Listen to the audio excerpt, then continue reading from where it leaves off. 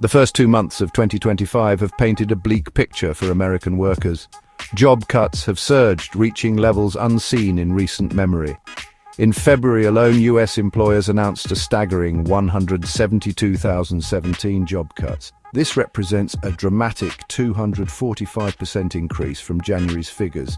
To put it in perspective, this is the highest February total since the dark days of 2009. These cuts are not an isolated incident. They point to a worrying trend. When compared to February 2024, job cuts have more than doubled, showing a 103% increase. The situation is even more alarming when we look at the year-to-date figures. So far in 2025, 221,812 jobs have been cut. This represents a 33% increase from the same period in 2024. These numbers are not just statistics, they represent real people losing their livelihoods. The sudden surge in job cuts is a clear warning sign. The economy is not as healthy as some would like us to believe. The pain is being felt across various sectors, from tech giants to manufacturing companies. This trend is deeply concerning. It suggests that businesses are bracing for tough times ahead. The question on everyone's mind is whether this wave of job losses is a precursor to a full-blown recession.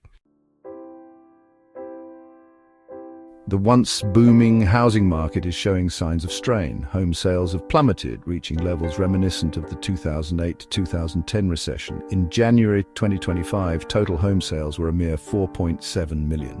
This is alarmingly close to the weak figures witnessed during the Great Recession. To understand the severity of the situation, we need to look back. Before the pandemic, monthly home sales averaged around 6 million. The current numbers represent a significant drop, indicating a weakening market. The reasons behind this decline are multifaceted. Soaring home prices have priced out many potential buyers. Simultaneously, high borrowing rates make mortgages increasingly unaffordable. This perfect storm of factors has created a standstill in the market. Potential buyers are hesitant to enter the market. They are waiting for prices to drop. On the other side of the equation, homeowners, especially those who locked in low mortgage rates during the boom, are reluctant to sell. They fear they won't find a better deal. This reluctance to sell further constricts inventory, exacerbating the problem. The housing market is a crucial pillar of the US economy. Its struggles do not bode well for the overall economic outlook. The distress signals are not limited to the job market and housing. Cracks are appearing in other sectors, revealing the fragility of the economy. Retail giants, once symbols of American consumerism, are now closing stores at an alarming rate. Kohl's, a household name, is shuttering 27 underperforming stores. Macy's, another retail giant, plans to close 150 stores. They have already identified 66 locations for closure.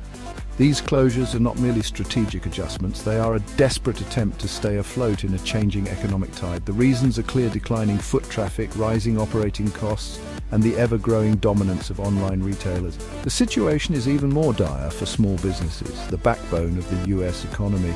A staggering 90% of US small business startups are failing, marking an all-time high. This alarming figure underscores the immense pressure small businesses face. They're grappling with inflation, supply chain disruptions, and a shortage of qualified workers.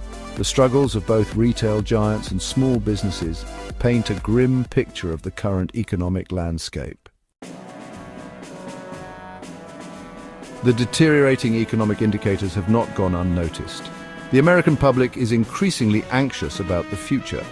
A recent CBS News poll revealed that 28% of Americans believe the country is already in a recession. This represents a notable 5% increase from the previous month, indicating growing pessimism. Concerns about a potential stock market crash are also mounting. A recent survey found that 51% of Americans are worried about a crash, up from 46% in the previous quarter. This fear is understandable. The S&P 500 and Nasdaq, key indicators of the stock market's health, have recently entered correction territory. This volatility fuels uncertainty and fear among investors. Adding to the anxiety, only 26% of Americans feel comfortable investing in the current market conditions. This lack of confidence further restricts capital flow. It hinders the market's ability to recover. The confluence of these factors, job losses, a weakening housing market, struggling businesses, and growing public anxiety all point to a troubling conclusion. The US economy is teetering on the brink. Whether we will plunge into a full-blown recession remains to be seen. However, the warning signs are flashing red, and ignoring them would be a grave mistake.